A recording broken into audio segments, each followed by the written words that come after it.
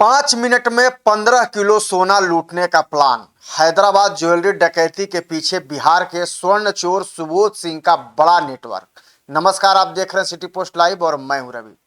तेलंगाना के करीमनगर स्थित सीजीएमए jewellers showroom में हुई हाई प्रोफाइल डकैती मामले में अब चौंकाने वाले खुलासे हो रहे हैं। इस पूरे ऑपरेशन का मास्टरमाइंड बिहार का कुख्यात अपराधी सुबोध सिंह बताया जा रहा है, जिसे अपराध जगत में स्वर्ण चोर के नाम से भी जाना जाता है। पुलिस जांच में सामने आया है कि सुबोध ने अपने गिरोह को सिर्फ 15 मिनट के भीतर 15 किलो सोना लूटकर फरार होने का टारगेट दिया था। इस काम के बदले डकैती में शामिल प्रत्येक सदस्य को 5-5 लाख रुपए देने का भी वादा किया गया था। हालांकि पुलिस और शोरूम कर्मचारियों की सतर्कता के कारण अपराधी अपने पूरे प्लान में सफल नहीं हो सके और करीब 1.61 किलोग्राम सोना और हीरे के आभूषण ही लूटकर फरार होने में कामयाब हुए। 3 मई को ये पूरी वारदात हुई थी, वो भी फिल्मी अंदाज में। जी हाँ, जानकारी के अनुसार 3 मई को करीमनगर स्थित पीएमजे ज्वेलर्स शोरूम में 5 बदमाश ग्राहक बनकर घुसे। शुरुआत में किसी को उन पर शक नहीं हुआ। कुछ देर बाद अपराधियों ने हथियार निकाल लिए और कर्मचारियों को धमकाकर सोने हीरे के गहने लूटने लगे।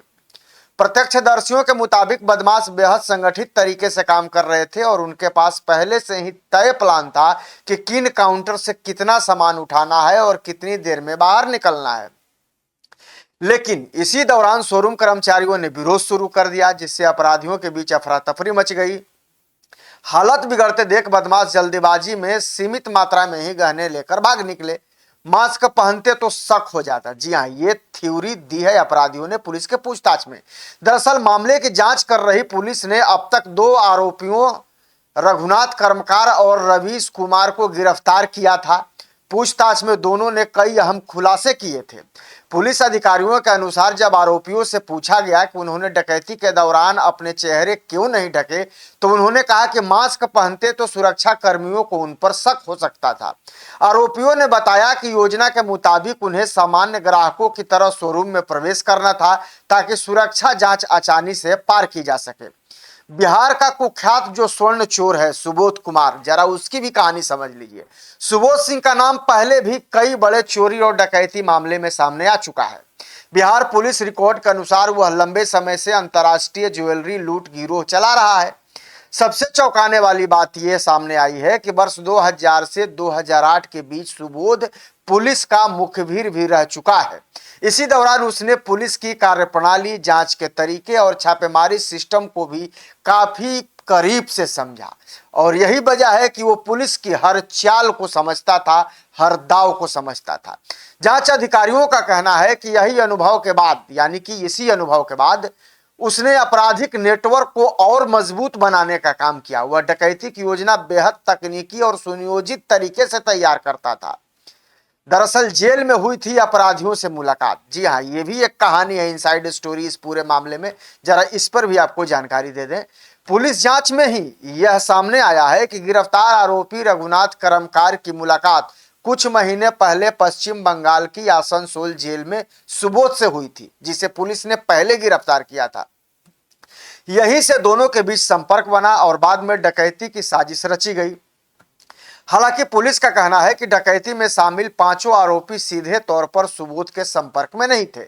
सुबोध अपने गुर्गों और मध्यस्थों के जरिए पूरे ऑपरेशन को कंट्रोल कर रहा था, ताकि पुलिस तक सीधा लिंक न पहुंच सके। तस्वीरों से हुई पहचान, फिर हुई गिरफ्तारी।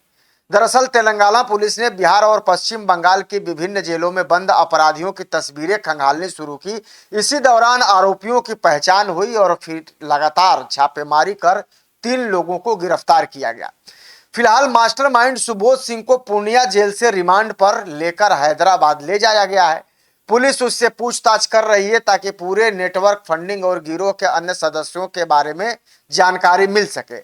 अब आपको बता दें कि ये वही सुबोध सिंह है जो पूर्णिया जेल से ही पूरे प्लान को, यानी कि पूरे जो डकैती की योजना थी उसको उसने बनाया था और वहीं से उसने जेल के अंदर ही ये पूरा प्लान तैयार किया और जेल के अंदर से ही अपने जो सहयोगी थे उनके जरिए इस प्लान को, यानी कि लूट के प्लान को अंजाम दिलवाया।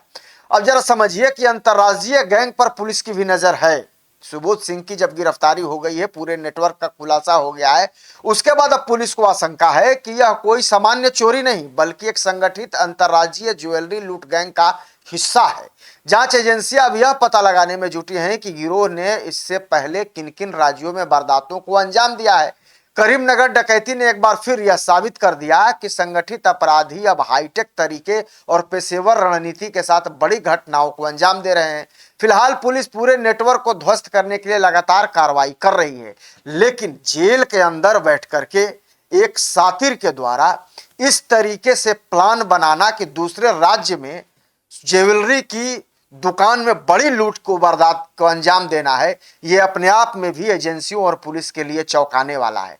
लेकिन अब पुलिस इस बात का पता लगा रही है कि ये जो संगठित गिरोह है अब तक किन किन राज्यों में इस तरह की डकैती और चोरी की वारदात को अंजाम दे चुका है। अब उम्मीद है कि पुलिस की कार्रवाई के बाद इस गिरोह के राज धीरे धीरे खुलेंगे और पूरी सच्चाई सामने आ जाएगी। लेकिन जेल के अंदर बैठकर, जी हाँ, पूर्णिया जेल के अंदर बैठकर दूसरे राज्य में इतने बड़े सोने की लूट को, वो भी टारगेट देकर, आपको पहले भी मैंने बताया कि 15 मिनट में 15 किलो सोना लूटने का टारगेट स्वर्ण चोर सुबोध के द्वारा अपने सहयोगियों को दी गई थी। हालांकि अब पुलिस जो है ये इस पूरे गिरोह के नेटवर्क का खुलासा कर रही है और जो अब तक नाम सामने आए थे उनकी पुलिस ने गिरफ्तारी कर ली है और जो मास्टरमाइंड सुबोध है उसे भी अब पूर्णिया जेल से हैदराबाद ले जाया गया है, जहां उससे रिमांड पर लेकर पूछताछ चल रही है। उम्मीद है कि जल्द ही पुलिस इस मामले में और भी कई खुलासे कर सकती है। आप इस खबर को लेकर क्या सोचते हैं, कमेंट में अपनी राय जरूर दे दीजिएगा और खबर को ज्यादा से ज्यादा शेयर और लाइक भी कर दीजिएगा। धन्यवाद।